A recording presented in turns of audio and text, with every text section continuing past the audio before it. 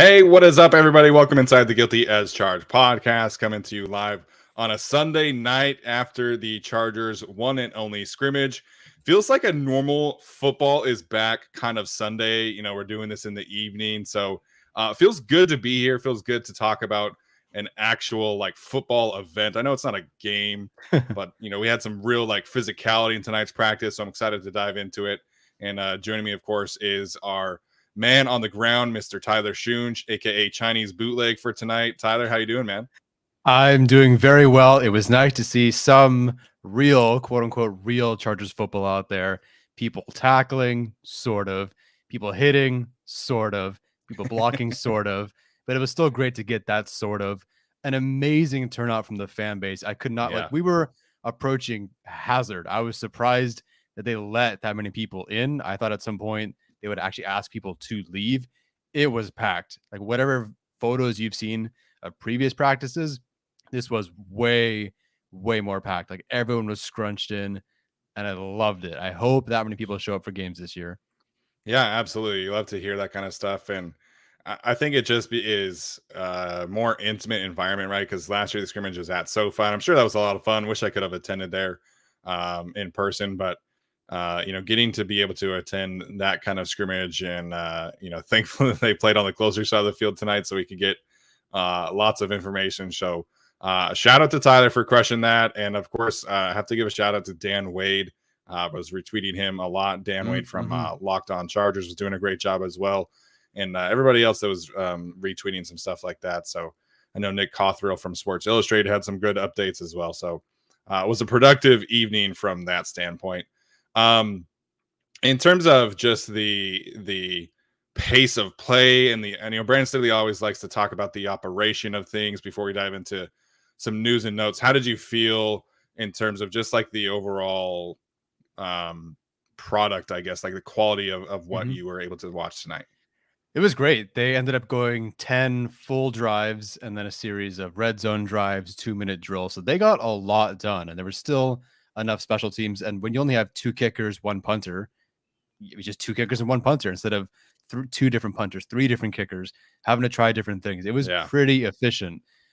Fortunately, it was really compact, even though they went over. Unfortunately, many of the roster bubble guys didn't even get a shot. Brandon Peters didn't throw at all. The undrafted free agent running backs didn't even get a series until the very, very end for 3 minutes. So it wasn't much there for them, but it was still a really nice tight practice. They ran a lot of hurry up, not just in the the 2-minute period, but also throughout the game. So it was moving really, really fast, and I could have watched another 2 hours. Yeah, from a physicality standpoint, obviously there was the one Xander Horvath hit. I know Damon Lloyd had a good physical tackle for loss as well. Did you feel like it was kind of ramped up a little bit more than the other practices that you had watched? Yeah, it definitely ramped up more. I've only watched 2 padded practices, so not sure if it got testy. I want to say there were 3 or 4 pushing and shoving moments too. Like guys were trying to get some stuff out. It was always the lineman. I believe Zion's helmet got knocked off, and he got into a scuffle with Sebastian Joseph Day. They threw flags. I want to say Joseph Day was the one that was flagged. But yeah, Zion Johnson as a rookie, helmet off, he was getting into it. I'm pretty sure it was him versus Sebastian Joseph Day, and nothing violent, but nothing Trevor Penning-esque. No, I wouldn't go that far. No. Well, that's good. Love to hear it. I mean, the fact that this is kind of the most intense practice, I'm not surprised at all that there was some pushing and shoving. Our guy Ryan Hunter quickly making some noise for himself, had a little bit of a skirmish as well with which defensive lineman was that one? Talking about yesterday's? No, today. I guess there was a moment where he knocked somebody over, and that guy did not. Oh, it was Andrew Brown. Andrew Brown didn't appreciate it, I guess. Oh, and yes. stood up and was pushing and shoving a little bit. So yeah, love to see that kind of stuff. That kind of stuff is absolutely acceptable. Whatever the hell Trevor 100%. Penning is doing in New Orleans is too much. Doing too much down there, my guy. Yeah, I didn't fear for anybody's life or ACLs today, so I think it was a pretty good level. There we go. So appreciate the insight there, just in terms of the product, the pace, the physicality. So tonight we are going to do just some update on some news and notes. We'll talk about Tyler's impressions in terms of standouts, schematics, whatever direction he wants to go. and then we will take some questions as well at the end. So do ask that if you have like a relevant question to what we're talking about, of course you can ask it. We will always answer the super chats, but try and save the good questions that are really on your mind towards the end of the show. We'll make sure to get to those. So in terms of the health updates, I know you tweeted out a bunch of players that were not practicing. Basically, the whole linebacker core is injured at this point.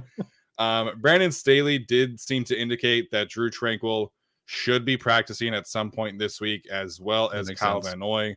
Both of those players just doing with some minor soft tissue injuries. He did say the same thing for Nick Neiman as well, but did not necessarily quantify how long he's going to be out. Didn't really provide an update on Trey McKitty. He did say that they expect Donald Parham to miss at least 1 week of practice, potentially coming back next week, which is pretty standard, I feel like, with the way that they have kind of operated with a hamstring injury. And of course, that means more reps for other players. Did also say that Kenneth Murray is progressing well in his recovery back. There was somebody messaged us in our Discord and said that I guess Kenneth Murray was signing autographs yesterday. Somebody in the stands asked him if he was going to be ready for week 1, and Kenneth laughed and said, yeah, of course. So we'll see that when we believe it, of course. But I feel like the Donald Parham injury is kind of the most notable one from this evening. Yeah, as far as I could tell, I mean, he was out there. He looked fine. There was one, ace bandage looking wrap around his hamstring. Didn't seem to be anything that was too concerning. But of course, yeah, it is concerning. They're going to hold him out for a week. But I didn't think, torn ACL or blown out Achilles. It was nothing like that. Everything seems to be in the bump and bruises sort of category, with the exception of, oh my gosh, what's his name from Old Dominion? Stone Smart, and of course, Kenneth Murray. So those, and maybe Mark Webb, I'm not sure. But Drew Tranquil was very close to practicing. It seemed like yesterday in full pads, just didn't actually practice. Him coming back, expect that. Kyle Van Noy, expect him back. It was just a real shame watching all the linebackers slowly just end up on the sideline. I mean, Murray's already out. Tranquil is out. Neiman was out. Van Noy was out. And I joked, like at some point, I'm going to be playing linebacker because they're just running out of linebackers. So, I mean, the good news is Amen Ogbongbemiga was a standout today. I thought Damon Lloyd has been standing out. He was kind of a standout today. So that was really good to see. Like the guys behind him are still standing out, but like I would love for these linebackers to start getting a little bit more healthy, because I don't even know how they'll construct the roster if they aren't. Yeah, so they won't practice again until Wednesday. So they have the next 2 days off, or at least public practices. I assume they're not practicing tomorrow for sure. So they'll have some updates there. But so the two starting linebackers were Amen and Lloyd, and did they pretty much take every single rep tonight, or anybody else? Oh, Troy Reader was out there as well. Okay, all right. So Amen and Reader were the first guys out there. Then Lloyd, and I want to say there was another linebacker. Oh, probably Tyreek Maddox Williams. Yeah. Definitely. Reader and Ogbongbemiga were the starters today. Good stuff. Did Kyle Van Noy seem like he was about ready? You said he was in pads yesterday and then just didn't practice, right? Yeah, I mean, I've speculated it's just been veteran rest days. There's something, I guess, but to me, like, he seems fine. He goes through the walkthroughs with Derwin James. He sometimes is in pads, and I thought he was going to practice yesterday, and then he just didn't. So, just seems like a guy that's going to play a lot more inside linebacker than he expected heading into the year. Give him some time off. He doesn't need to be out there as much. Get some of the younger guys involved. So, not concerned. I was surprised that he went 3 days in a row, I think, without practicing, but seems like it's a nothing burger right now. Yeah, absolutely. And also, for what it's worth, apparently Joey Bosa had a blister that he was dealing with on his heel. I guess it was nagging at him, but he was out there tonight. I feel like he was still playing, and he was wrecking practice yesterday, apparently. So I don't know really how much it's impacting him. Of course, if you've played football, you know what a training camp blister on your heel is like, and it's no fun. But yeah, hopefully Joey's okay. Yeah, got to be nasty. I don't expect it to be a huge problem. Again, he can totally sit out and all's good until that blister's healed up, because that sucks. That first pop, then the raw skin, like, nah, that is not fun. So, rest up, Joey. Prayers up for you. I remember one When I was playing high school football, we still had to do two-a-days. Oh yeah. Now you can't do two-a-days. But I Wait, feel like, really? yeah, you can't do two-a-days anywhere. I mean, I feel like in probably Texas, you probably still can, but you can't do two-a-days anywhere anymore because it's not safe for the kids or any level of football really. Nobody told me that one. Yeah, dude, you can't do two-a-days. I was fully expecting when I started coaching middle school football. I was like, hey, like let's do some two-a-days, and the coach was like, no, we can't do that anymore. It's not allowed. And I was like, So is Hell Week just like practice? yeah, at least for coaching purposes, when I was doing the middle school football thing, the Hell Week was like practicing from 4 to 6. So that's like the hottest time here in Fresno in August, as opposed to like waiting until later in the night or early in the morning.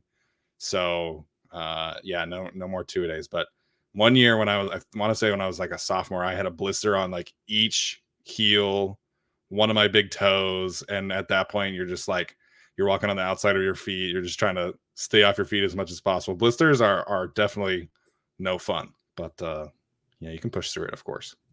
Of course. Get better, Joey. Yeah, Thomas points out two-a-days builds character. Depends what kind of character you're trying to build. I think it builds character for some people. It also makes the entire offensive defensive line throw up. So, yeah, if that's character building, hey. All the old school stuff that quote unquote builds character also drives people to quit sports and hate it. So I'm glad we're away from that. All right, we'll get to some takeaways here. I think the place that I would like to start with, and we'll get some of your thoughts here. Deandre Carter, man, continues to show out and looks fantastic. Apparently caught a few deep passes tonight as well. Brandon Staley was asked about that, and he's been very vocal in his support and praise of Deandre Carter, the receiver. You tweeted this out that it kind of seems like Carter is even wide receiver 4 at this point and has moved ahead of Jalen Guyton. Much more productive. Of course, we've talked about all the deep passes that have come up short for Jalen Guyton and everything that certainly plays a role there. How did Mr. Deandre Carter look to you tonight?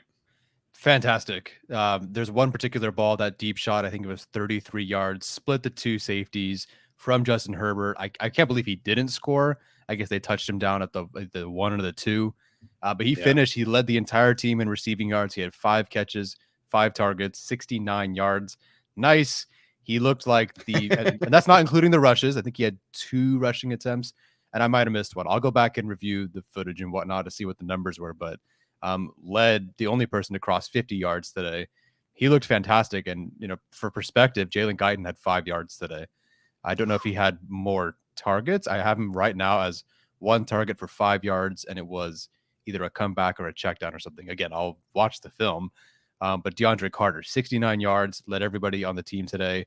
Some of that sure does come against the second team, but to see that chemistry with Herbert, he's had 6 touchdowns the last 3 days of practice or whatever it is, again, with the second team, but holy moly. So I think like sometime this week, you could have said, okay, there seems to be a competition between Guyton and Carter for who's going to be wide receiver 4. Today, man, like just considering that one had 64 yards more than the other, it really looks like Carter has a legit shot to be wide receiver 4. And considering what he can do all over the field, Jalen Guyton, I just feel is now relegated to boundary receiver work. And if you look at his receiving chart, that's kind of what he is. Corner, go, flat, out, that sort of thing. Yeah. Not a whole lot over the middle, except for, of course, the greatest throw we've seen from Justin Herbert. But otherwise, Carter just seems to be able to access more points of the field. And he did today. He has been. He looks fantastic. If they were taking a wide receiver at 17 and that plan didn't work out for them, I'm not going to say I'm glad it didn't go that way, but they have Zion, who looked fantastic. And this Carter guy, man, like I thought Alex was kind of joking when he said he was a breakout candidate. And frankly, we'll see. But Alex so far is absolutely right about Carter being a breakout candidate, at least as compared to his regular role. Because if what we're seeing this past week is an indication of what's to come, I mean, he looks fantastic. So I'm really excited to see what he does in the future. Yeah, I would think that even Alex would say that he's been surprised by his production as well. And again, just the way that he's been producing, him catching some kind of vertical route. Again, I don't really know what it was, but he had a 35-yard catch, apparently traveled, 20, 28, 30 yards in the air. So just the way that he's kind of accessing that deep part of the field is a big surprise to me, given what he was at Washington, and what we kind of have thought of him. So you mentioned he had 2 handoffs as well. At least one that Raheem Lane smoked and absolutely chased down. There might have been a second one, or it was maybe a swing pass or something. Okay. So yeah, I believe he had at least 6 touches, if not 7. Yeah, I'm just becoming more and more excited about him because there are so many different ways that the Chargers tried to get Jalen Guyton, Keenan Allen, even Mike Williams at times, Andre Roberts, KJ Hill, you name it, like these short area opportunities to just go get, yards after the catch. And now we get Deandre Carter, who's actually good at that, and then can also do, vertical threat opportunities as well. So could not be more impressed with Mr. Deandre Carter. We'll see what happens with Jalen Guyton. Of course, it felt like at the early parts of last season, he was really improving and taking a step forward as a route runner and doing more intermediate things. Mm-hmm. And then as Josh Palmer came on, Guyton was kind of relegated to deep, like you were mentioning, go balls, posts, corners, things like that. Yeah. So we'll see if that has an impact. I still think he should get some opportunities and some play, right? Like he's been a good wide receiver 3 for this team, a good deep threat for this team. It's just that he's kind of getting replaced in terms of play time. So can't wait to see how that one shakes out. Yeah, Jalen Guyton, I think it was yesterday, had a really good day. The last couple of days, he had some really good days in one-on-ones, started to kind of show up. But Carter, there's something to be said about just nice, consistent play. Like maybe it's 30 yards a game, 2-3 catches, 30, 40 yards, something like that. But it's going to always be there. You're not going to have this 45-yard game, 10-yard game from Guyton. I mean, it depends on how they use Carter. But if they use him as he's looked, it's just going to be a nice extra piece for this team. And watching the Chargers play last year on offense, especially that final game against the Raiders, there was just something missing. And part of that was Donald Parham not being there, but they just didn't have another thing. They could cover Keenan Allen. They could cover Mike Williams, kind of work in Josh Palmer, who was still kind of coming into his own. And that was it. It was kind of the Jared Cook show. And that really only got you so far. Now they have this 5th option, and I'm beyond impressed with how he's looked so far. I don't want to overhype him yet by any means, but again, 6 touchdowns the last 3 days, another almost 70 yards today leading the team. There's something really, really special here working, and I really would love to see him work in 4 wide receiver sets or something with Justin Herbert this next week.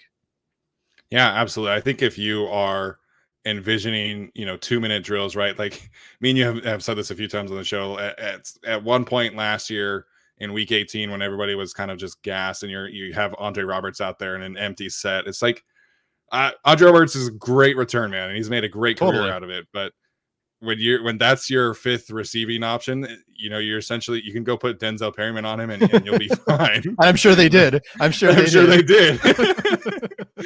But now, if you're in a 2-minute situation and you go into empty and you have Keenan and Mike and Josh Palmer, of course, Austin Eckler's out there. Now you can mix in Gerald Everett, you can mix in DeAndre Carter, you can mix in Jalen Guyton, as well as Donald Parham. So it just gives them so many more options that DeAndre is a legitimate receiver. And of course, like, we're not asking them to feed him, 60, 70 targets. Like, I think that's unrealistic, right? But just give him 4 or 5 touches a game and let him go make some plays. And if he happens to break a couple plays deep, then fantastic, right? Like, you're not going to, feed him over the middle, like people are kind of saying right now in the chat. You're not going to give him the Josh Palmer and Keenan Allen reps over the middle, but just give him some opportunities on the perimeter, give him some opportunities deep. And I think the Chargers have a legitimate secret weapon here.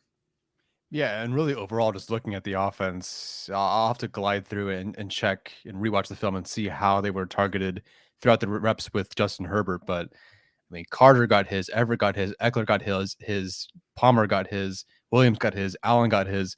I mean, Joshua Kelly got his. I mean, Justin Herbert was accessing all different parts of the field today with different receiving options, receiving backs. Yeah. I think we're far more involved today, which is huge for this team. I think Carter obviously has a receiving threat, whatever you want to call him being more involved, actually having a tight end who can catch with a couple beautiful catches today. It's just like the offense is like, oh, we could run the exact same plays we did last year, but we just have talent now. Like, we actually have more receiving talent around us. Yeah. And that was no slouch defense they were going against. Yeah, Brandon Staley mentioned in his press conference he felt like the operation offensively was very, very smooth tonight.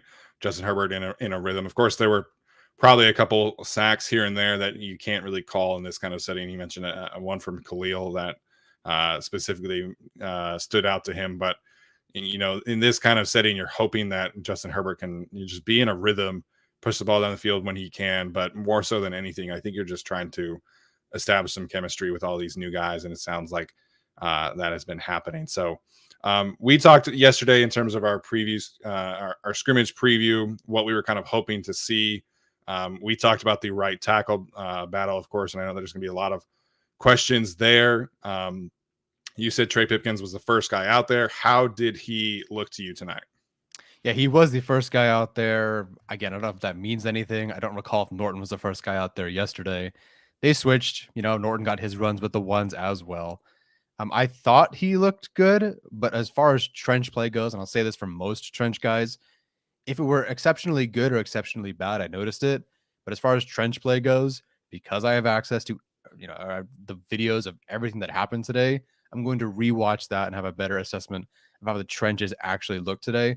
But just aesthetic and thinking of how it looked overall, I thought for the most part, Herbert had a really clean pocket overall. And I know we didn't ask about tackles, but Zion Johnson looked amazing. Right? I know you asked about tackles, but Zion looked amazing.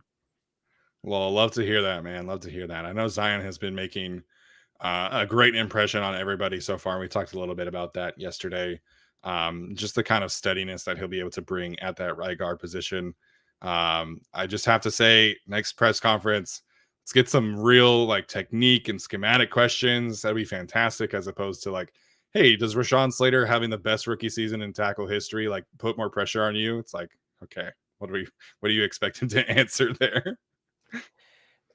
Yeah, I would love to hear some in-depth questions. And like, you look at Cooper Cup, that end of the game, they talked about that one play that he had. Yeah. He went over the whole thing, went viral, blew up, and everyone, oh my gosh, this is great content.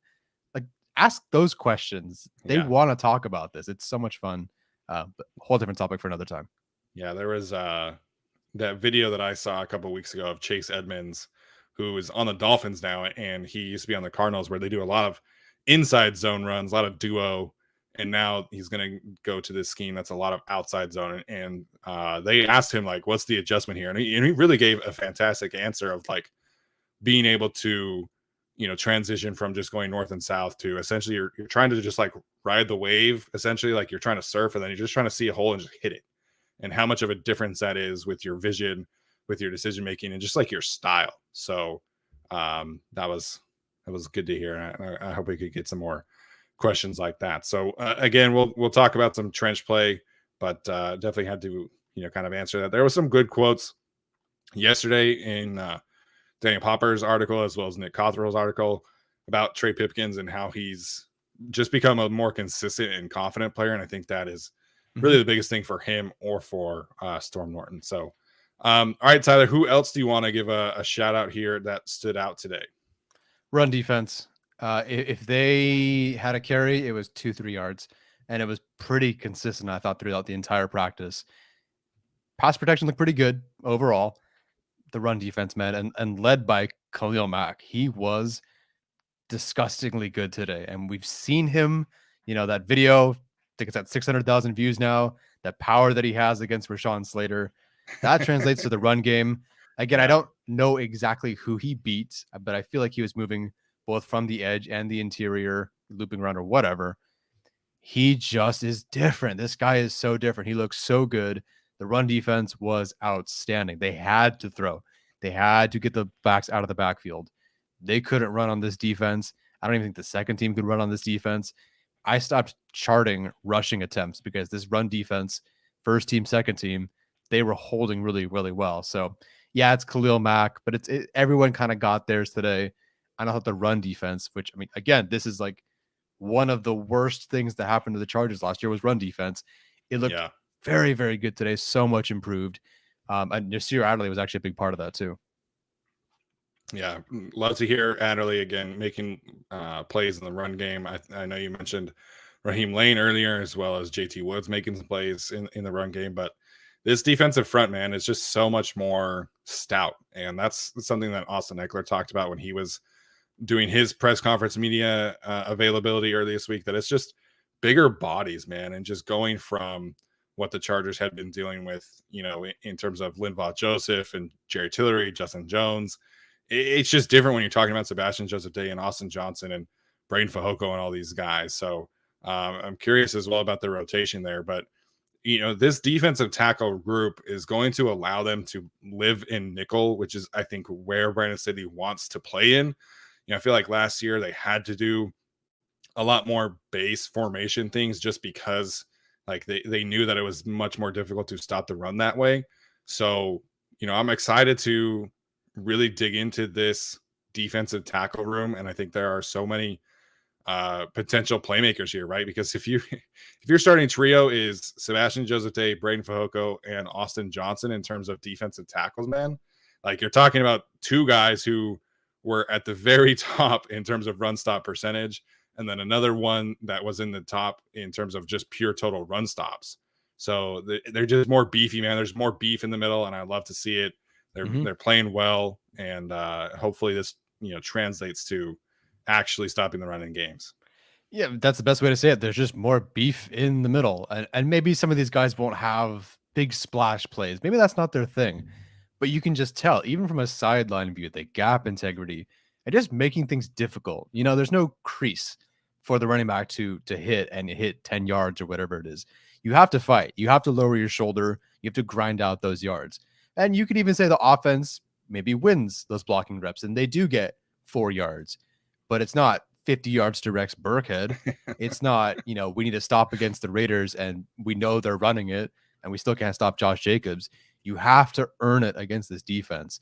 I can't wait for actual film to come out so I can watch, the end zone angle. Yeah. But there's nothing there. There's nothing there. If you want to get big yards, you kind of have to bounce it outside. Maybe. I think that's where the bigger yards came today. But everything up the middle, man, they are so stout. Like just in terms of beef, size, everything. I don't remember who it was who said compared to the Lynn era, there's a lot more size up in the middle. But yeah. I think that was Eckler. I think that was Eckler too. Yeah, and he's certainly feeling it because they had nothing. Every day they went to the goal line.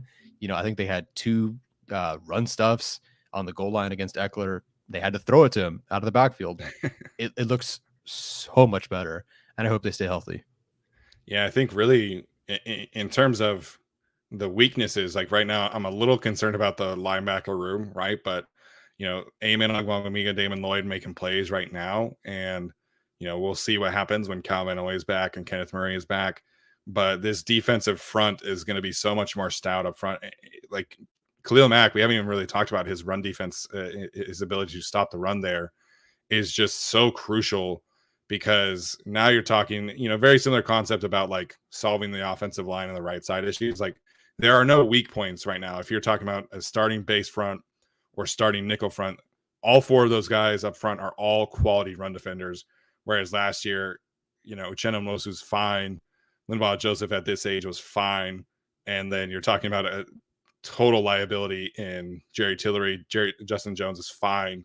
Whereas now you're going to like legitimately good run defenders. So hopefully that's able to, again, translate. We'll see kind of what happens there. But again, just gives them more flexibility in terms of what they can do on the back end, because they're going to be creating longer downs and distances. Mm-hmm. And it sounds like they did that tonight too. Yeah, I can't wait to watch the film. They definitely brought Amen. They've been bringing the linebackers. They brought JT Woods on a blitz today. I'm positive once Derwin James is back, that's going to be one hell of a thing. So, yeah, if they can make those things work and work with 4 guys in the front, bring exotic blitzes. I mean, I don't know, man. I don't want to get too excited, but this is a good offensive line that Sebastian Joseph Day and company were handling pretty well. And with Nasir Adderley taking that step forward, he absolutely brought it today in the run game. And then Derwin James coming back. Again, I hate being the hype beast sort of guy, but I can't believe I watched today and thought, wow, the run defense looks a lot better than the passing defense today. Yeah, I think going back to the safeties for a second here, hearing about all of the guys kind of standing out in that regard, it's just such a big difference, because last year they're just on an island every single play, right? Like, and you're talking about being on an island against like Nick Chubb or Dalvin Cook or Josh. I mean, Josh Jacobs isn't great, but he's still a good runner. And now you're freeing up more plays, you're freeing up opportunities to be aggressive. And I think Nas is going to thrive in that regard. I think, of course, Derwin is going to be awesome this year in run defense. So it's going to be good. There was a collision between Nas and Josh Kelly today. Yeah, Adderley came downhill. I want to say it was actually like a red zone play, or even like near the goal line within the first 5 or last 5 yards, and just Adderley just came downhill and smacked him. I believe it's something like that he did against the Chiefs week 3 or whatever it was. Yeah, so something similar to that in practice against Kelly. A couple of good rangy options as well. So yeah, I think what he did last year, what you kind of saw from him, it's going to translate. And now that just the vision's going to be easier, things will be cleaner. Again, man, it's going to look good. It is going to look good. I saw Rike from Die Hard Bolt Club was talking, I guess yesterday, Josh Kelly, like after the whistle, kind of stiff-armed Adderley a little bit. And I guess Adderley took exception to that. Oh. And Rike was close enough, and he heard Nas talking some shit and was basically like, you try that again, I'm going to knock your ass out kind of thing. And sounds like Adderley got his revenge today. So love to hear that. I like that, though. That's a lot of confidence. That's a mean streak. Now, does it take a whole lot to go hit Joshua Kelly? Not really. But I'm glad he was like, yeah, I'm going to go hit him and get some revenge. I love hearing that. Yeah, I will say, Brandon Staley had some very good things to say about Joshua Kelly today. He looked good in his press conference. Looking more explosive, looking more physical himself.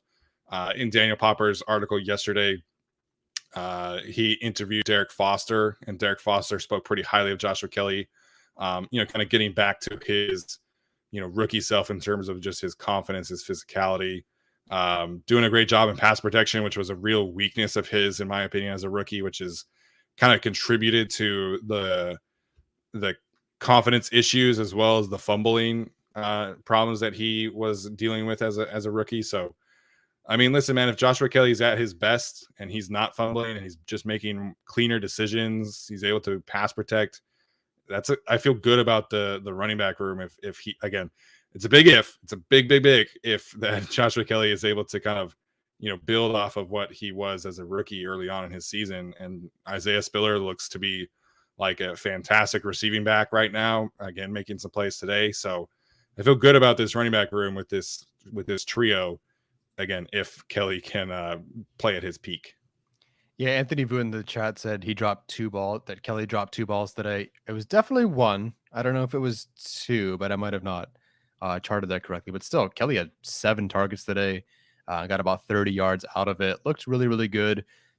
Spiller's the guy who had that more explosive, I believe it was a wheel over JT Woods, 20-something yards. But Kelly just getting nice chunks there and just providing something. Like check down, get 5 yards. Check down, get 7 yards. There was just something there every single time.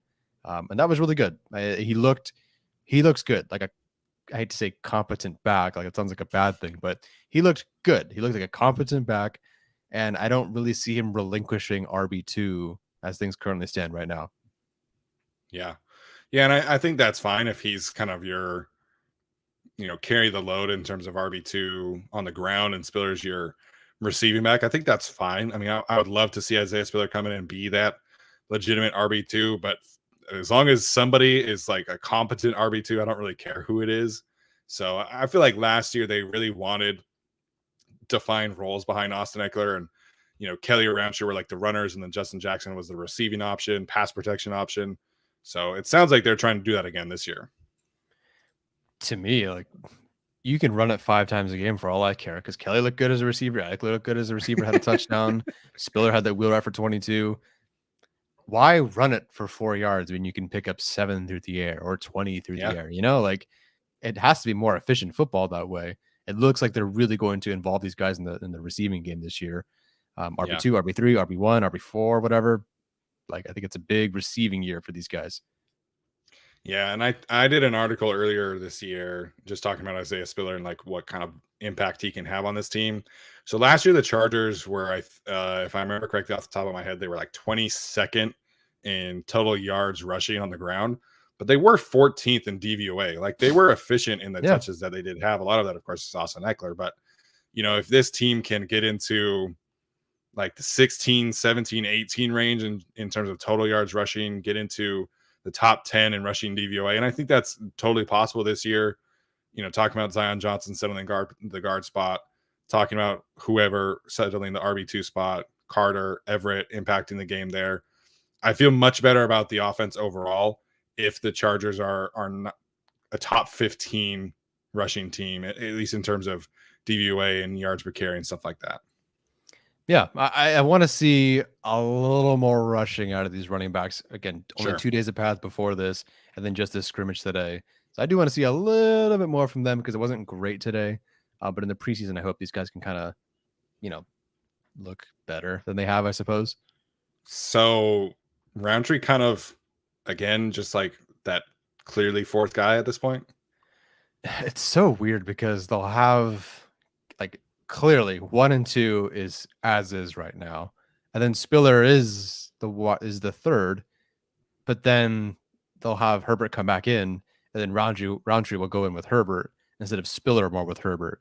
So it's almost like Roundtree gets more RB2 reps with Herbert, I suppose, but Spiller is clearly the third guy in, and then it's Roundtree, but then Roundtree gets to go with Herbert for like the second drive or whatever it is. So I guess he's RB4 because of when he comes in the game, he's the fourth guy in, but he does get more reps with Herbert, which I think is kind of interesting.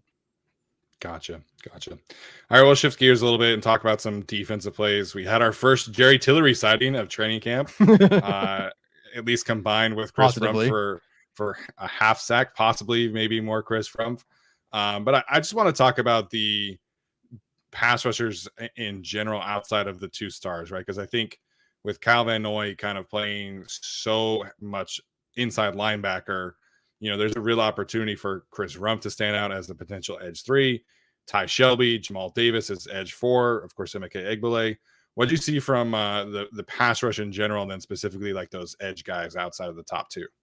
Yeah, today was the day that Chris Rumph really showed out. I think of camp in terms of splash plays, this was his big day. I'll have to go review and see what the stats are again. But in terms of, hey, there's him, there's Chris Rumph, there's him, run stop, pass rush, whatever it is, he was much more involved today. That was great. But then on the flip side, you also have Ty Shelby and Jamal Davis. I thought Shelby was the better pass rusher of the day. I think he had 2 sacks. He would have had, I think, a strip sack if it were live. It looked like he kind of put his hand up to knock the ball, but then, pulled away so the play could continue. So Shelby looked really good as a pass rusher. Jamal Davis, I didn't see as much in the pass rush game, but in terms of run defense, both setting the edge and chasing things down from the backside, looked great there. Like whatever the Chargers decide to do with either of those guys, if they do anything with them, you can kind of pick your flavor. I feel like Jamal Davis has cemented himself really as the better run stopper of the group, better edge setter, better athlete, I think. But on the flip side, Ty Shelby, a bit more raw, but you can see what he can do. Some power, but some dip and rip to him. I think he would have had 2 sacks today. So really good battle there so far. Egbule, I think, was there. But frankly, let's be honest, I don't watch him, nor do I care. So I mean, you attended tonight with your sister, so I'm sure she wasn't there. She wasn't there. Other sister. All right, my bad, my mistake. But that's good to hear. Brooke was making fun of me because we were watching the Raiders and Jaguars game on Thursday, and she was like, "You're not going to get like super into the Chargers preseason game next week," and I'm like, "Hell yeah, I am!" I want to watch these roster battle guys duke it out, and my mind instantly, of course, went to like the pass rushers because they're going to go up against the Rams backup tackles next week, and probably the Cowboys backup tackles, but they're going to get a ton of valuable reps, and we haven't really, again, seen them get the opportunity to finish these plays. And so if Ty Shelby is able to really kind of stand out in a preseason game, I think he's going to be able to earn himself a spot. And like I said, we all kind of went into training camp expecting Kyle Van Noy to be more involved on the edge, but Ty Shelby, if he has an opportunity to stand out, then I could realistically see them keeping another edge guy. If it's Shelby, if it's Davis, we'll see. But again, these reps coming up for them are so important. Yeah, as I had the 53-man roster projection constructed today, I kind of showed it to Discord and just kind of guessed what was going on there. And if you do not keep Easton Stick, and if you don't keep a 4th running back, there's a spot for a fifth edge rusher here if you include Kyle Van Noy as one of them. Sure. And you should have another one. Like these guys, Davis and Shelby. I think Davis is at the lead right now. They deserve a spot. Why not have more pass rushers? This guy is built. He's playing really well. He's doing what they ask of him. He's dominating his snaps. Why not keep him? Yeah, absolutely. And again, just excited to see those guys get some opportunity in the preseason games coming up. Just finishing plays, I think, is super important. Daniel Wade on Twitter did say that lightheartedly Jerry Tillery kind of put his hand out on Justin Herbert, and Justin Herbert kind of smacked it away. I'm sure there's no ill will there between those two in that moment. But hey, man, we asked for Jerry Tillery to kind of show up. Sounded like he had at least 2 pressures or potentially a sack. So, we didn't really hear much from Morgan Fox tonight. So at least Jerry Tillery showed up like we asked and made a couple plays, it sounds like. Yeah, I didn't see that whole Herbert Tillery exchange. If it were anybody else, we'd be like, haha, that's funny. Of course, it's Tillery. So we think, hey, what are you doing? And get away from my quarterback. Yeah. I didn't see it. So maybe it was nothing. Maybe it was something. I don't know. But yeah, once again, Morgan Fox, we'll have to look at the footage again. But it seems like he was just 0 again in the stat sheet.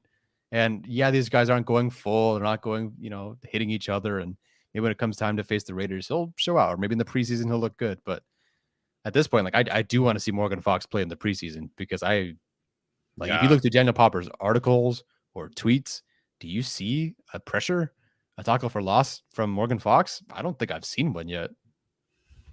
No, and he's been getting worked by Zion and other guys in one-on-one. So again, there's still about 3-4 more weeks of training camp, so that could certainly change. But we need some more interior pass rush, and so right now, I guess Tillery might really stock up because he kind of was the first one to show up. But it's all good. All right, let's talk about some secondary pieces today that kind of stood out to you. You mentioned Michael Davis had a really good day in practice in this scrimmage. What did you see from him tonight? Just good coverage, red zone coverage, making plays on the football. I don't know if it's just a confidence thing or maybe it's just a coincidence, but had the interception against Joe Reed the other day, had a pass breakup at the end zone today. There was a deep shot that went his way, ran stride for stride. No chance that was completed his way. Again, running with the second team, they're not confusing him for anything. Although JC Jackson did step out for a bit. So they did have Asante Simon Jr. and Michael Davis out there, as we'd expect. Michael Davis is the CB4. I think he cemented that. But he looked good. And I think it's nice to see him string these together, especially in a game setting. Like this was the closest thing to real game action. And if you look your best in these moments, I think that's really good. So was by far his best practice of the camp so far. Good. I think that's important for him, right? To be able to kind of take this and build this into, the next couple of weeks and earn himself a role because, Ronaldo Hill was talking about this. They know that he's talented. They know that he has value. It's just kind of figuring out where they want to put him. So something that I was listening to on the Athletic Football Show with Robert Mays, and he was interviewing Bill Barnwell, and they were talking about the Chargers defense and how predictable or unpredictable it could be just kind of overall. And they told Robert Mays, they meaning the Chargers, that if they feel like that JC Jackson needs to shadow somebody who is a slot receiver, that they're not going to hesitate to do that. Like they're not just going to have JC Jackson be a boundary player.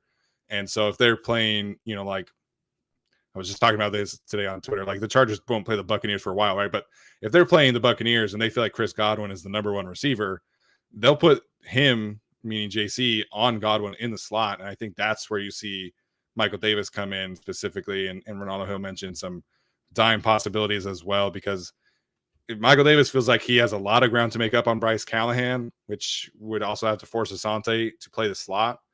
But if Michael Davis has that opportunity to play outside, play tight ends, I think there's still a good opportunity for him to, not be a starter, but provide some value to this team. Yeah, I completely agree. As far as JC Jackson covering the number one, even if he's in the slot goes, have we seen that? Like, I'm kind of waiting for him to get more reps. No, it's been all him, and it's been all him on Mike Williams right now, from what we've heard. But yeah, I don't know. That's just what Robert Mays heard from the team. Yeah, and they do, they kind of view Williams as a 1B. They certainly are paying him like the 1B, if not the 1A, but it's mostly Keenan Allen versus whatever poor soul has to line up across from him. And then Mike Williams always gets JC Jackson. So if they do want to put him in the slot, I believe it. I've seen them do it with someone like Mike Evans. I just really haven't seen that in practice yet. So I guess we'll have to wait and see. Maybe they're not revealing everything. Right. It is curious because I feel like when they had mini camp, we saw a lot of JC versus Keenan and a lot of Asante versus Mike Williams. There was that mic'd up clip from Asante where he was telling Mike Williams that he's going to make all his money off of him and going up in that matchup. So I am curious why they haven't necessarily mixed that up a little bit more. Yeah, I don't know. As far as bringing an extra DB, and let's say they go 6 DBs, unless it's Mark Webb, who I think is the only, or maybe Raheem Lane, but that's kind of a long shot. Sure. Michael Davis, I think, should come in over JT Woods. Definitely obviously different players. One's a deep safety, one's a corner, like a boundary corner. Yeah, but if you have to bring somebody else in, I feel much better about bringing Michael Davis in right now than someone like JT Woods. I know we kind of assumed that, we'll put Derwin James in the slot to cover 7. We'll bring JT Woods to play back. They still might, but right now I have more confidence in Michael Davis to be that 6th DB over someone like JT Woods. Granted, 2 different roles.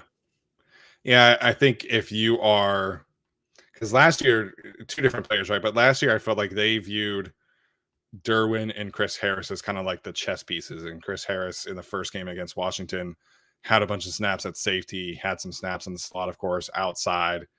This year, if you're talking about the chess pieces being Derwin and JC Jackson, then you have to have somebody who can play outside, somebody who can play deep safety.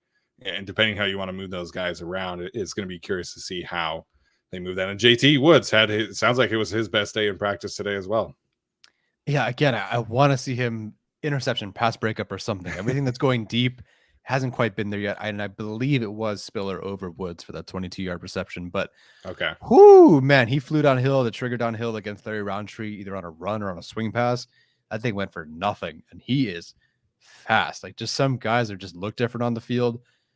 Boy, is he fast. Like, there's a legit speed there. I forget what they said his 40 was, 4.36 or whatever it was. Yeah, he's the fastest guy on defense. If he isn't, I'd be surprised. He looks so fast. Right after that, blitz off the edge. I think if it were a live rep, he would have smoked Easton Stick. I think Stick was dead in the right, and he kind of let up and tried to put his hands up to break up the pass. But dude's fast. So everything near the line of scrimmage looks really, really good. I just want to see those deep shots and things across his face be covered better.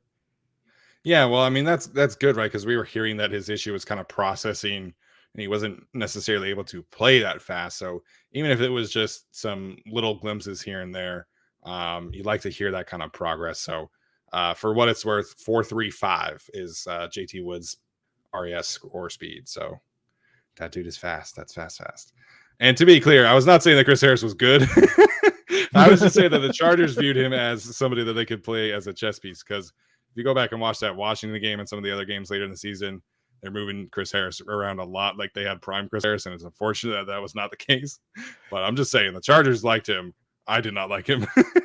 Yes, he was a chess piece, but he was like a pawn with half the statue missing. So yeah, not a valuable chess piece. All right, anybody else on defense in terms of the secondary playmakers that you want to shout out? I do want to get to a couple. I've seen a couple questions about the tight ends, but anybody on defense that you want to shout out here? That's mostly it. Got to Davis, got to Mac. Eamon Ogbongbemiga had some pretty good work today. Shelby, Davis, talked about him, talked about Rumph, talked about Woods. So yeah, that's mostly everybody. Raheem Lane looked good again. I think we got everyone. Yeah, sounds about right. There we go. So obviously no Donald Parham today, no Trey McKitty. Couple good reps, it sounds like, from Sage Surratt as well as Hunter Campmoyer. What did you see from those other tight ends outside of Gerald Everett?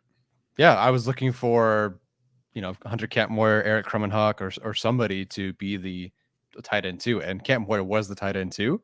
He did have 3 catches. I think he might have had 4. I just didn't chart it correctly.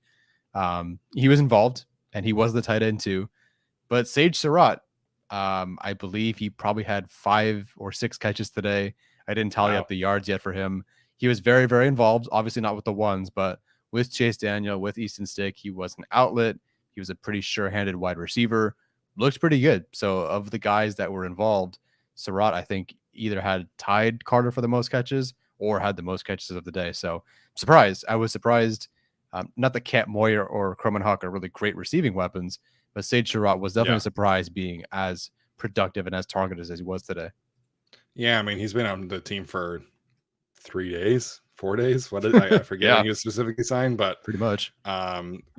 Was there a quarterback who kind of favored him more than the other, you feel like? Ooh, good question. I want to say it was balanced because he had so many targets. Okay. But I was surprised that he got as much work early as he did. So probably Chase Daniel then. But I have to go back and tally that. Well, I mean, if this is a good practice squad stash, I think that's a great outcome for him. But what kind of ways are they using Hunter Camp Moyer as a receiver? Flat, check down, that sort of thing. He's not a Gerald Everett. He's not a receiving weapon. He's not a Jared Cook. Yeah, I guess he's a possession tight end blocker extra sort of guy. I guess maybe slightly more receptions Virgil Green, I guess. But I feel like he's a blocker and a safety net first, and then maybe use him a bit more in the red zone after that. I'm assuming that's how Trey McKitty's role will be in the passing game too, once he's able to get healthy and get back on the field. Because it sounds like they really are establishing Donald Parham as kind of the vertical threat, the stretch the seam threat, post corners, and then Jared Everett is doing some of that as well. But you're talking about him, doing some digs, slants, swing passes, as well as getting involved in the run game. So doesn't really sound like we're going to have a true tight end one like how Jared Cook was. I feel like it's going to be pretty even split with those guys, but McKitty, Hunter Camp Moyer, just kind of being that safety valve is good for them. Yeah, not bad at all. I was worried that the offense was missing Donald Parham in the red zone today, and they were, because I believe the first 2 drives, or at least the very first drive, stalled in the red zone, move all the way across, stall. And I believe it happened maybe twice, and they were you could tell that the offense was missing him, and the second team offense was missing him too. But they kind of figured things out after that. But hope he comes back sooner than later, because there's just something missing when he's not there. Yeah, absolutely. So hopefully his hamstring injury is back out there, or recovers soon enough, get him back out there as soon as possible. All right, so we'll get to some questions here for a little bit. We'll take questions for about 10-15 minutes. Of course, have to shout out Tyler's mom for the super chat, as always. There was another one as well that I forgot to mention earlier. It was just a super sticker. It wasn't necessarily a super chat question. LA Chargers fan says, thanks for the content. Appreciate that. Appreciate the super chat. From Robert. Yeah, Roberto Castellion. Appreciate that as well. All right, so Bull Brett had a question about the defensive sets. Did you feel like it was mostly nickel? Did they play some dime? What did you see from just a schematic standpoint tonight? Felt mostly like nickel today. I again would have to go back and rewatch. I certainly, from my angle, was not like, okay, what are they at nickel, or what are they doing here? It felt like what they've been running 4-2-5, but I'll double check on that one. Yeah, it sounds like that's really what they want to live in this year, which again is no surprise. Especially with how good they feel with Bryce Callahan, playing that spot and mixing up the DBs, and how much they've invested in that group. So definitely expect to be heavy nickel this year. I think it was Doug Farrar pointed out that NFL teams like there's base defense, but really base defense has become nickel, which is 4-2-5. And I think he pointed out that it was like in the 60 percentile, like teams are just playing basically nickel on 3 of every 4 plays or something like that. So yeah, I expect the Chargers to play a lot of nickel this year. Yeah, wouldn't be surprised there. Of course, if you find a question, feel free to shout it out. Okay, I'll go ahead and go through some of our Patreon supporter, or excuse me, YouTube members first. Chorizo con Papa, special teams ? It was a bit rough to start. I heard Hopkins missed a couple today. And I didn't really care all that much, but then I started to care, but it was like the third one. I'm thinking, okay, we could not miss. That'd be great. I think they did miss both of them to start, and then like the next half of the practice, they were dead on. So who knows? Maybe it was just some crazy weather. J.K. Scott can definitely kick. Or punt, I should say. I would not be surprised if you saw them punt and angle the punts more and out of bounds. Like, he primarily worked pinning the offense today. So we're Yeah. talking, to the left and out of bounds, to the right and out of bounds in the corner. And he was booting it. So he has a good leg. He seems pretty accurate. And it seems like more than I'm used to seeing for the Chargers punters, especially in practice, they're going to try to kick it to the sideline, potentially Yeah. even out of bounds. Like if we lose 4 yards because we kicked a little bit too short, but out of bounds, that's fine because we don't have to worry about a returner. I think that's might be the direction they go this year. I forget who specifically wrote it from the Chargers website, but they had a reference of the punt drill situation, and I think it was Scott bounced it at like the 4-yard line, and Deandre Carter let it roll, and then it basically just like bounced up, hit the 1, and then just like stopped, just like dropped right there. Wow. And in the story, they say that Deandre yelled back at him like, "That's a great fucking punt," and he's a big fan. So sounds like the J.K. Scott hype man is legit. I don't know. We'll see what happens in these games, but I mean, if he can be who he was in 2019, then they have a legitimate weapon at punter, which this team has not had in a very long time since Mike Cyphers was on the team.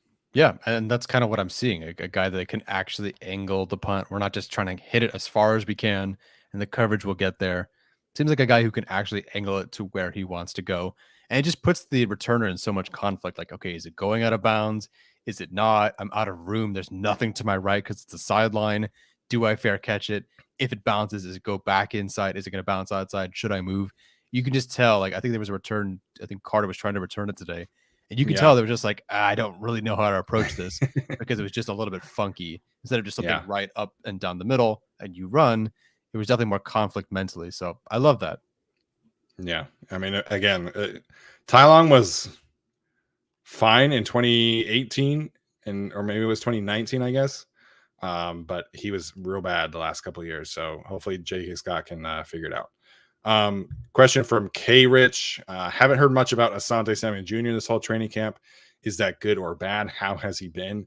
If you listen to the tweet that I sent out from the I Am Athlete podcast when Brandon Staley was out there, they are loving where Asante is at right now. They feel like he has taken a sizable leap forward in his development. I think he put on 7 pounds, if I'm not mistaken. So he's a little bit bigger this year. But Brandon Staley says he's more explosive, and he's been matching up with Donald Parham in instances. He's been matching up with Josh Palmer in instances, and he certainly lost some. But they feel great about where Asante's at, and just in terms of his ability as a playmaker, his ability to match coverages, play deep, which I think is something that he does very, very well. So they really like where Asante is at this year. I think the reason we haven't necessarily heard about him making a ton of plays is that he's often covering the third receiver on this team. Like he's not covering Mike Williams. He's not covering Keenan Allen. So I feel like he's just not necessarily getting thrown at a ton right now. Yeah, definitely not a lot of Keenan Allen. You definitely see more Mike Williams from him. As far as, not hearing a bunch about him, that's great. You don't want to know the long snapper's name because if you know the long snapper's name, it's because they fucked up. Asante Simon Jr., he's making plays. He looks more comfortable too. I think last year, there were moments in several games and even at the scrimmage last year where he would panic and grab or kind of just not know exactly where he is on the field because things are just different. Guys are faster. They throw further, that sort of thing. He just looks more comfortable. I don't recall seeing any time he's panicked so far. It's either been a contested catch or he's broken up the pass. He looks really good. Haven't seen him make any tackles downhill yet, but that'll just come with them playing games in the regular season. Yeah, and I feel like his tackle rate was bad last year, but again, it wasn't necessarily because of technique issues. I felt like after he had the 2 concussions, he was not necessarily playing confident because his ability as a run defender was something that we all really loved as a college prospect. So I think him just being healthy, being more comfortable in the scheme, like Tyler's talking about, is gonna help out a lot. So really quick shout out to Anthony Vu, super chat or super sticker, I should say. Appreciate all the content you guys put out. We appreciate your support, man. None of what we've been doing, it would be possible without you guys. We've had over 400 live viewers tonight, which is fantastic. Like I said, feels like a legitimate like football is back moment tonight. So appreciate that. Yeah, love it for sure. Thank you, Anthony. Wow, we got an appearance from Jason tonight. Haven't heard from Jason in a long time. Shout out, Jason. Hope you're doing well. Serving the country in the military. Appreciate all of your service and hard work out there, bud. Hope you're doing well. Yeah, Jason finally messaged me out of the blue the other day about Dean Leonard. I'm like, oh, hello. I didn't know you were still alive. Glad to hear they didn't. You're not in some gulag or whatever in Russia or something. So I'm glad Yeah. everything's going well for Jason. It seems OG member of the podcast for those who don't even know. Yeah, Jason was the original trio member. Then he joined the military, which is why Alex had to join the show. So shout out to Jason, like I said. Any member question you wanted to bring up? If not, I I'm have a not. question Yeah, from go for somebody. it. I'm not seeing a lot of member questions that I want to bring up. All right, Demetrius Jones. Do y'all think Jamari Salyer will get a Mm, lot of playing time in the preseason to see where he can fit on the offensive line? Absolutely. He's going to be the starting left guard in the preseason games. I don't think Matt Filer is going to be playing much at all. yeah. So they feel really good about where he's at. Joe Lombardi said yesterday he was asked about Zion Johnson and impromptu brought up Mm, Jamari as well. So they feel great about Zion and Jamari.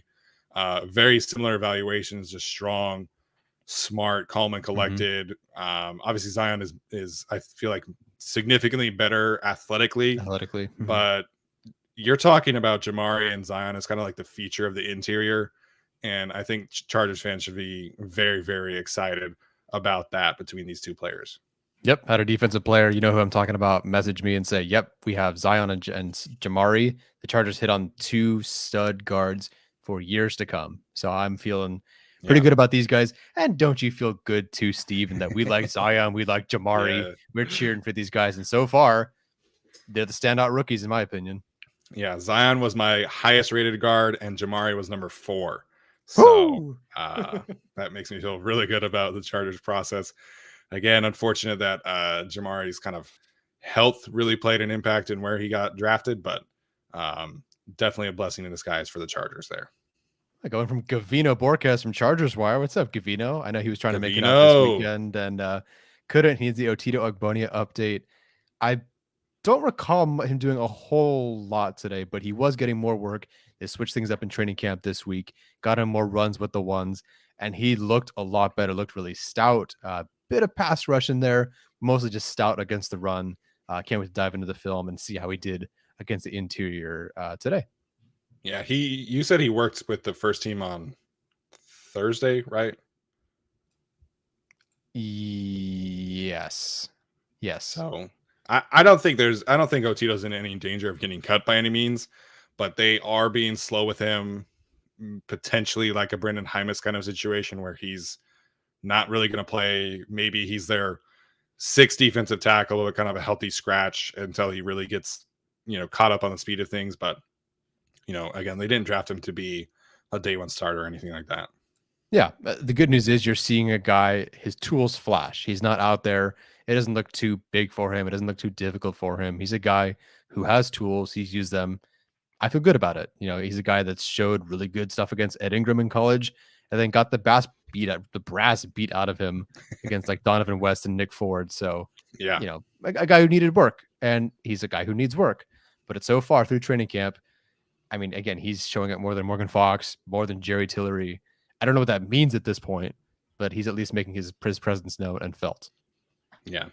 So Brandon Staley said tonight that the guys who they don't need more evaluation on are the guys that are not going to be playing in the preseason. So obviously that means Sebastian Joseph Day, Austin Johnson, probably not going to play in the preseason.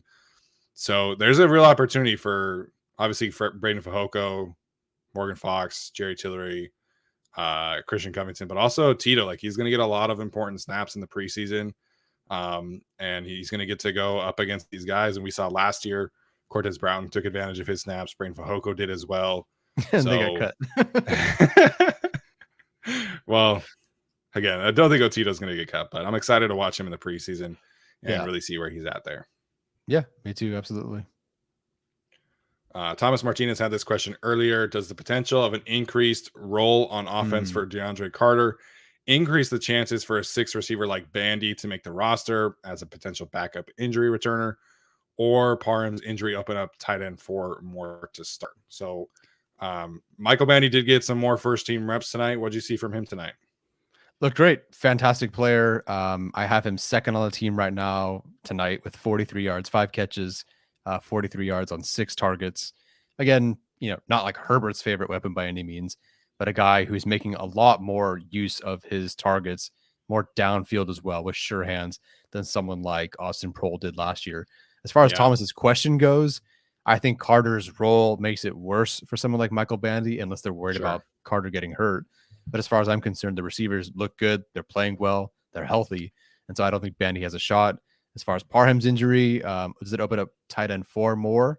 Yeah, I think at this point, even though it's not a sexy pick, and I think someone like Bandy has been better in camp, he's not really going to get a lot of run, where someone like Hunter Kampmoyer will get, a couple of blocking reps, be that extra, the third tight end, be the, extra receiving outlet or whatever he is. So I do think at this point I would start penning 4 tight ends for this roster.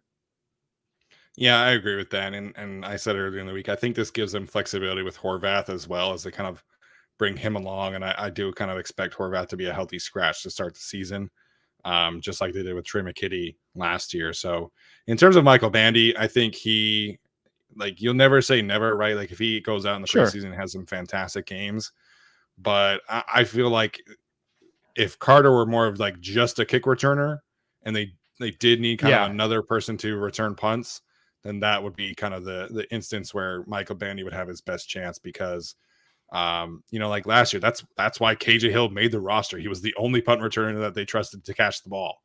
And if that were happening this year, like if you swapped out Joe Reed and Deandre Carter, then that's an instant where Michael Bandy makes the roster, because they need like a separate punt returner. But I don't think that Bandy necessarily has a great chance of making it this year. But he's playing great, sounds like. Yeah, he's playing well. Like he'll potentially be a priority stash if something happens to Carter, to Palmer, whatever. Like, yeah, he's going to be the next guy up. So he's playing himself into a very secure practice squad spot. Yeah. Yep. All right, we'll get to a couple more questions here. Looks like we got another Raider chat in here. I don't know why other fans of other teams come into our live shows, but hey, I appreciate your view. Hope you like the video as well. Yeah, you hit like, that's good for us. And, whatever. I'm not going to say that name. I don't know how to say it. Who are you more impressed with, the offense or defense in training camp, and why? I would say defense, especially today. I think defense, run defense showing up. I think the defense has been the most impressive. It was for most of camp the defensive backs, and to a certain extent that's probably still true. But today, with the pads on, the defensive line showing up versus a very good Chargers offensive line was huge. I'm really, really happy with both just the additions that they've made and the competition that they're letting brew between players. It just seems like the best is being brought out of these guys, front seven, back end, whatever. Like, it just, these guys are competing, and it looks like I feel like we're finding the best roster because of this. Yeah, I feel like it's balanced out a lot more. I feel like it's been a lot of give and take recently with offense, defense, having plays. But I think there are more, pleasant surprises on defense. Like I didn't really know what to expect out of Bryce Callahan this year. I didn't really know what to expect out of Dean Leonard, Jasir Taylor, the linebacker situation, like Damon Lloyd coming out of kind of nowhere, Raheem Lane. So I feel like there's been more in terms of like the depth on this team. I feel like there's been more positive impact on the defensive side than the offensive side. Like outside of Michael Bandy, we haven't really heard much of like a depth guy really standing out. Again, you could talk about Hunter Kampmoyer a little bit there. Again, pleasantly surprised about Deandre Carter, but I think the defense just has more improvement from the depth players and more standouts from the depth players for sure. Yeah, they had more questions, and so far they've kind of answered all those questions as best you could through training camp. So not bad. This one from K Rich: has Raheem really been that much more impressive than JT Wood so far? Is Raheem more of a deep safety or box? My answer to that is whatever you want him to be. He's been fantastic covering, again, chase down Deandre Carter on a handoff for no gain, covering anybody at all parts of the field. You can play him as deep safety. He's been phenomenal. And yes, I do think in terms of what he's done this week, at least, because this is going to really start to key in on him, he feels like he's doing more than JT Woods can right now. And we knew that We said as much when they drafted JT Woods. He didn't cover in the slot a lot, or if he did, he wasn't that great. He's not a coverage corner sort of guy. Raheem Lane, as you talked about on the show last time, was a former corner. So he just does that better. He looks more comfortable. Will he be the same rangy free safety that JT Woods will be? I don't think so. But I think Raheem has been a bit more impressive. So you can move him wherever. I would love him on the team. I just don't think it's in the cards. Yeah, I think you look at Raheem Lane essentially how you look at Mark Webb. You're looking at somebody who can cover the slot, somebody who can play in the box a little bit more and also play deep. Whereas, JT Woods right now, they really have him focusing, playing that deep shell spot, playing as a center fielder in terms of being that cover 3 center fielder kind of player. Maybe JT Woods can again develop into that player, but Raheem Lane just a little bit more physical, a little bit more of a box around the line of scrimmage kind of safety. It's probably a bad comparison, but JT Woods has kind of been like Michael Davis. Whereas I'm not seeing Michael Davis getting roasted all the time. I'm not seeing JT Woods get roasted all the time, but everyone else is getting theirs but JT Woods. That's kind of how I would compare the two, I guess. Yeah. Jimmy asked if it's a tie at right tackle, who starts? I think this is certainly a possibility, right? Just based off of what we've heard from both of the players. Both have improved, apparently.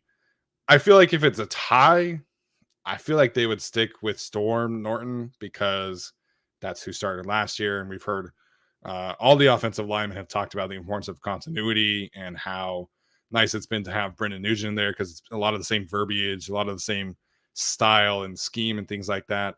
So if you really feel like Storm and Trey Pipkins are on an even playing field, I feel like they would choose the guy who started 14 games for them last year, or 15 games. Yeah. No, sure. 14 games. 14. Played in 15, started 14. Yeah, 14 or whatever more than I would have liked to see. Sure. Yeah, I agree with you. I think that's a good assessment. I think if it's a tie, you go with Norton, I guess. I hope it's not a tie. Yeah. We'll see. Oh, look at that. Yeah. Brendan Nugent said that they are still kind of waiting for separation day is what he called it.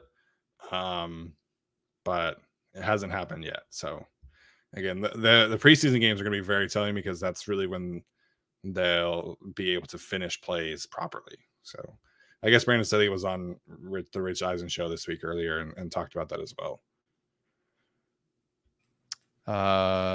Question from ET44A who asks, what position group have you guys been the most impressed with? Safeties for me. I think from 1 to 5 at the very least. I think they've just been really, really solid. I've been the most impressed with them. The best players have been the 2 edge rushers, Joey Bosa and Khalil Mack. I think they've been just ridiculously good. But in terms of like what group I'm most impressed with, because I had to be impressed, it's the safeties. Even Alohi Gilman. People are talking about, oh, Gilman should be cut.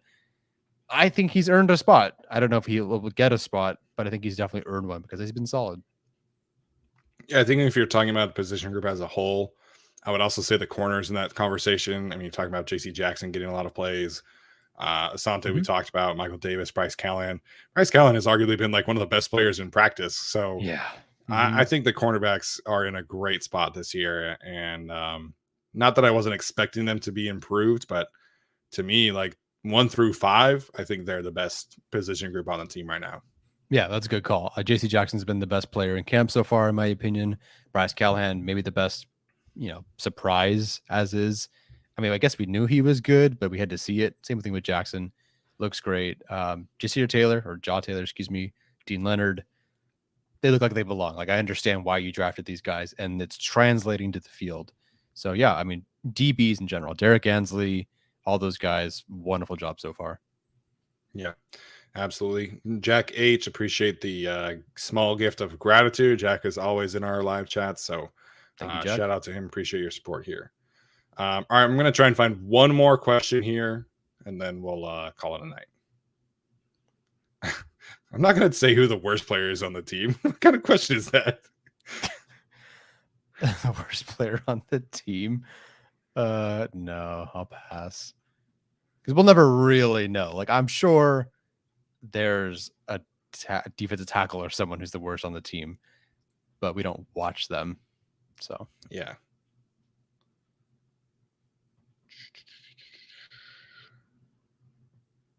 All right. One more question.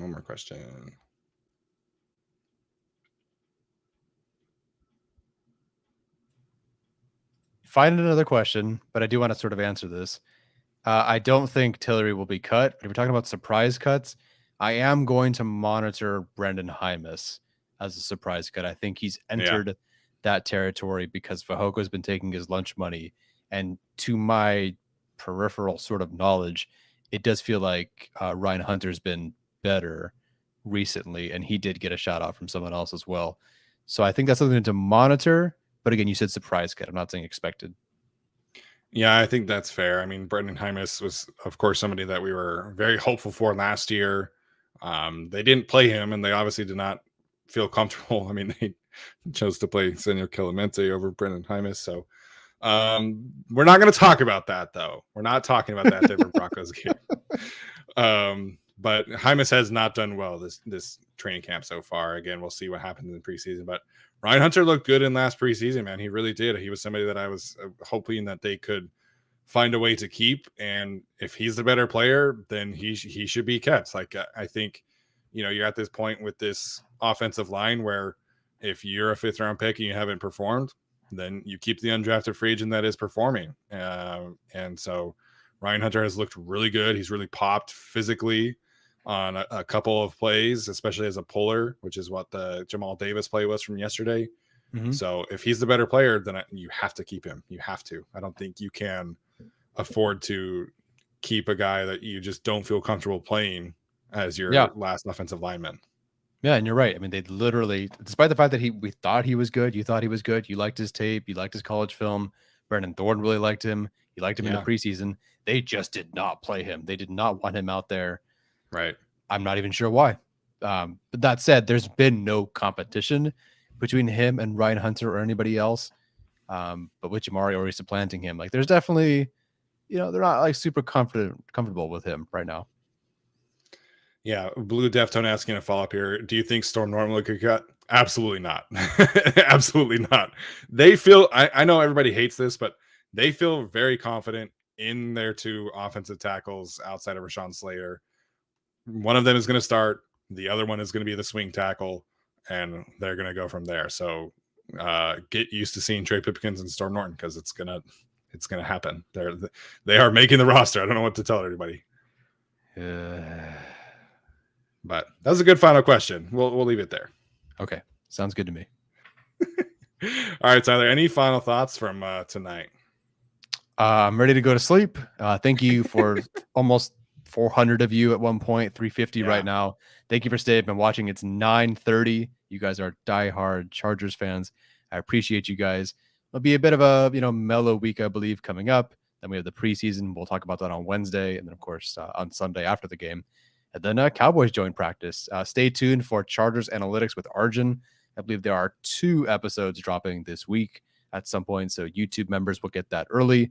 Also, for everyone who is listening, I'm going to go through, watch all the snaps from tonight. We have 15 minutes of like film for tonight. So all those stats will be available to the YouTube members, Patreon supporters. Sorry, everybody else. Got to go to somebody. Got to give these guys something for being a YouTube member. So look out for that. Look out for Chargers Analytics, all that sort of stuff.